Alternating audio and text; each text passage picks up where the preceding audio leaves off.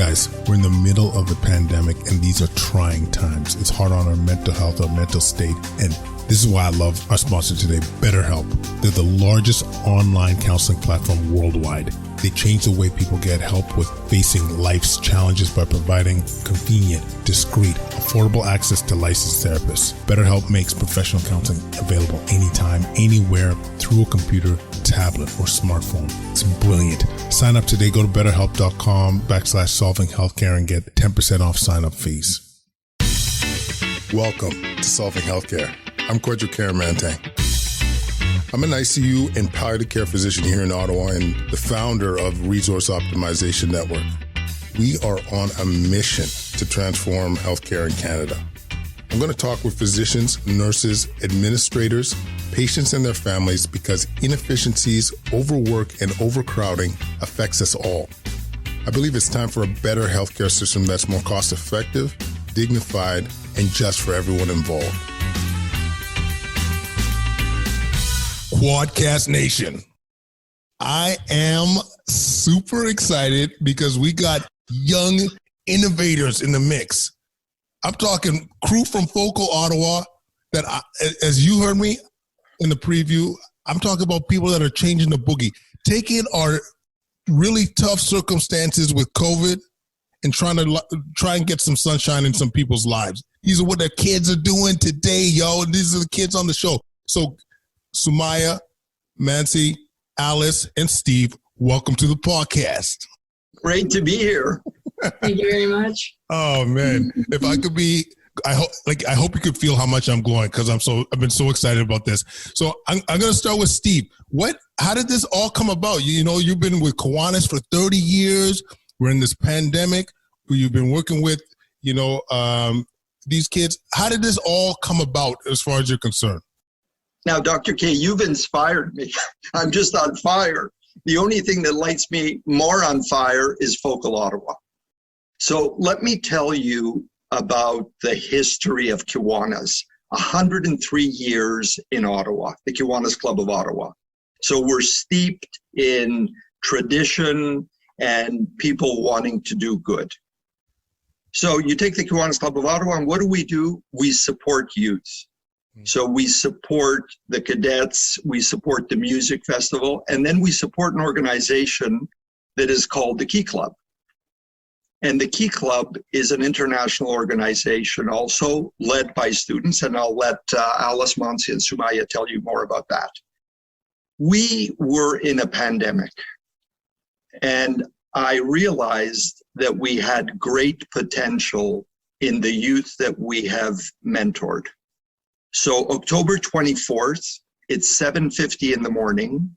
There's 9 youth, 1 baby boomer who is yours truly, and 1 Zennial, a friend of mine who probably regrets being my friend because he's been actively involved pro bono with FocalOttawa.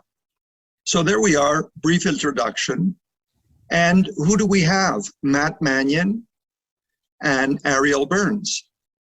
They were one of the charities we were considering. They made a compelling ask and story. Probably not an ask, it was a story. I was touched because there was an immediacy and there was a sensitivity about what they're doing. When I say that, Dr. K, I was also touched by what you and your fellow doctor did to commemorate Dr. Hodder. I was at a dentist's office and I heard about Dr. Hodder. So all of a sudden, that's emotion, right? But our 9 students didn't really think about the emotion. They were listening and wanted to hear where their money would go. And they asked some really tough questions. And Matt didn't do too bad. Ariel did very well. So lo and behold, within 3 hours, we had 2 goals. One is to help the local economy, and second, to help the local charity. Local economy, buy local. Local charity, bridges over barriers, a unanimous acceptance by all the youth. I don't think I voted. It wouldn't have counted. So they accepted it. And I'm very proud to say that when they do their presentations to businesses, they represent bridges over barriers very well. And I like to call it the full name, Bridges Over Barriers. So 77 days later, it is January 8th, and we present a check of $5,000 raised totally by youth for youth. At this point in time, I will leave it to the people who really make it happen. And once again, I thank you for what you do in your medical profession and also for commemorating your colleague. Steve, this is one of the kindest words I've heard in a long time, and I really, really appreciate that. And I just want to, before I forget, just commend you for being such a leader amongst leaders. You know what I mean? Because everyone on this call right now, on this podcast, are current or future leaders. And this is why I'm so excited about the future. Maybe I'll start with Soumaya. Like, when you saw the presentation with Bridges Over Barriers to try and support other youth, what was going through your head? What made you tell yourself this is an organization that we're going to want to support? We had a lot of questions, as Steve said, regarding where does the money go? What are examples of how do they help us? Of course, we are all OCDSB students, so we were very interested in how they were going about keeping, the dignity of the individual and, again, being very fast with their, and the timeliness of their work. So we were very inspired by that, and we were happy that somebody out there thought about us students in need. And again, very, very inspiring presentation. Was really happy to have that as our chosen charity. I really appreciate that, Soumaya. Maybe here's a question for Alice. So tell me, how does it look like? How does it work? Let's explain to everybody how FocalOttawa works. So how did you raise, for example, that $5,000 that, by the way, is going to help kids that are in need, help families that are in need in such a crazy time during a pandemic? So, I do need to say that the generosity is so important and it means a lot to us. But how were you able to manifest this?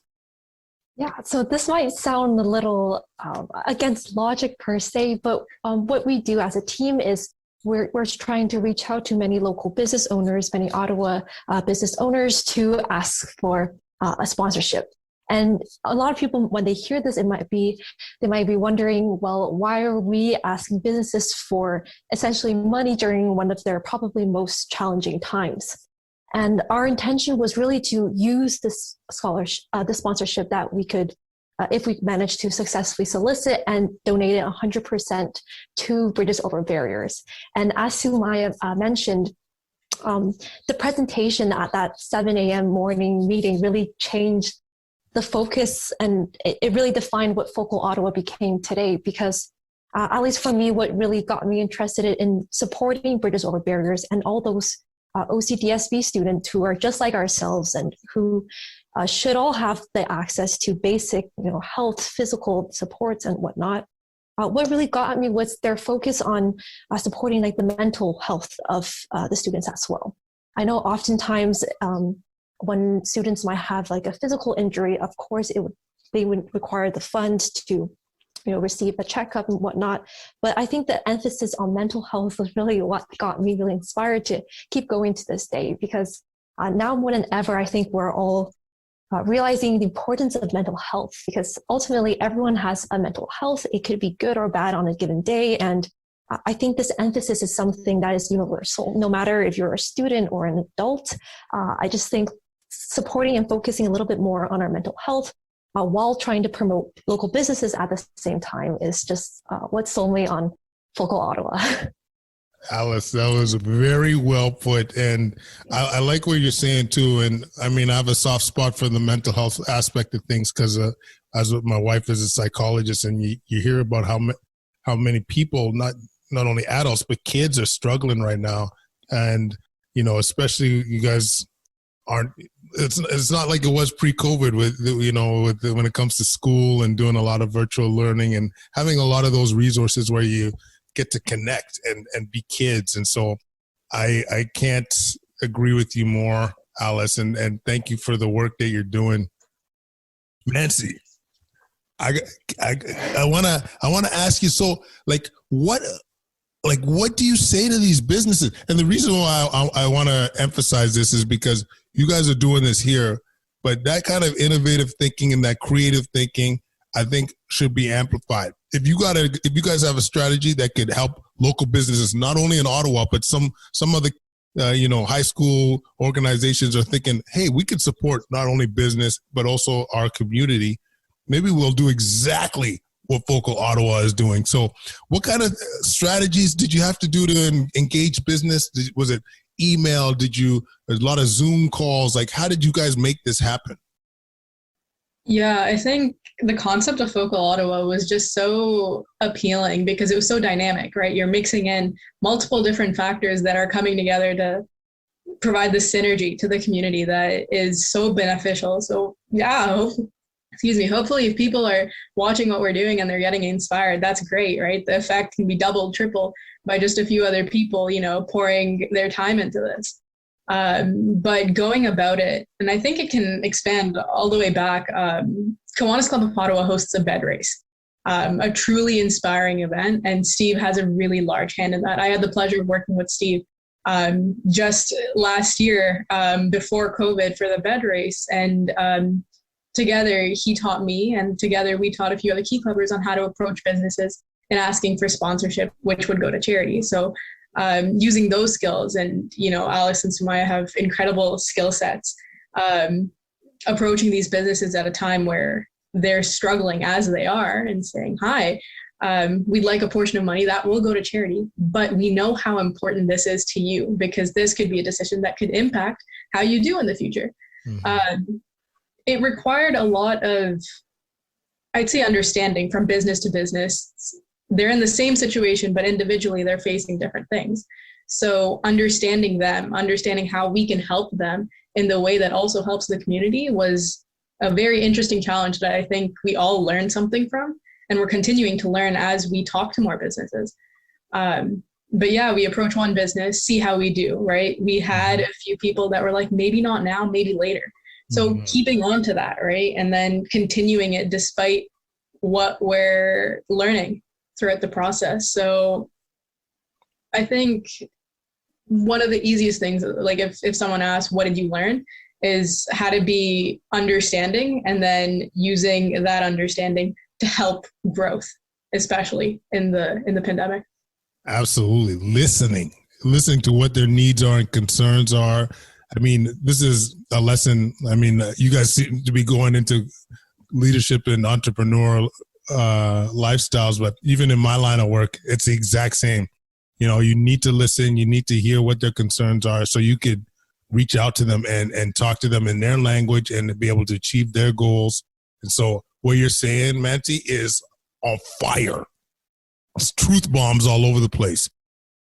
Maybe, Soumaya, I'll ask you this question specific, whether you can give, you don't have to necessarily give an example, the exact business, but just an example of what a business would donate and then what they received on the other side. You know what I mean? Just to really emphasize for the people that are listening, what beautiful creations and symbiotic relationships you were able to create. So essentially, following what Mansi has said, we asked them for a cash donation first, but also we asked them to give us a percentage of sales. And that ends up being donated to, of course, net proceeds all to Bridges Over Barriers. That's how we really get the charity, the money. But basically what we do is we approach businesses, we understand their situations, we try to find out what we can do for them to help. So essentially, we would just try to help them through our advertising campaigns, as well as our social media, as well as our website. So we offer them product publicity as well as just publicity for their store in general. So we refer people through our social media to our website to make them see what businesses have to offer. Even if they don't go out in a pandemic, you can still support businesses by going through our website and seeing the businesses we have, businesses that have potential and can have things that you really want. You just didn't know that they were there. So we're trying to give businesses an opportunity and sort of like a marketing opportunity for people, Ottawans, to realize that Ottawa has a ton to offer and a ton of unique, amazing products that suit lots of people and different kinds of unique products. Yes, creating win-wins all over the place, crew. This is what I'm talking about. I love it. I love it. I am so, I keep saying it, but I'm really proud of these guys. I'm proud of you guys for thinking outside the box, which I feel like we don't do enough. But thinking outside the box to be able to achieve those win-wins. Congratulations, you guys, on such an incredible achievement. Bridges, thanks you. Local businesses, thank you. And I just want everyone to realize that they have it in them. What you guys done to be able to think creatively and make some, I call it magic, yo. I saw magic happen. You guys should be ultra proud of you, proud of yourselves. So guys, thank you for agreeing to do this. I really appreciate you guys taking the time. And you guys are welcome anytime you want on the Quadcast, for real. You guys are like alum now. You know what I'm saying? Thanks again, guys. And before I forget, Alice, yes. Can you tell people where they can find out more information? Yeah, for sure. So if you guys don't already follow us on our social media accounts, we would really appreciate if you could check out our Focal Ottawa page on Instagram, on LinkedIn, as well as Facebook. And remember, whenever you visit our website and you've come across an item that you might like and you purchase that item through our website, you would be supporting not only a local business, but also supporting students across Ottawa and Ontario who might need any form of support. Well put, Alice. Thank you guys for doing this. And like I said, you guys are welcome back at any time. You guys are Quadcast alum now, representing. Thanks so much, guys. Thank you. Thank you so much. Thank you.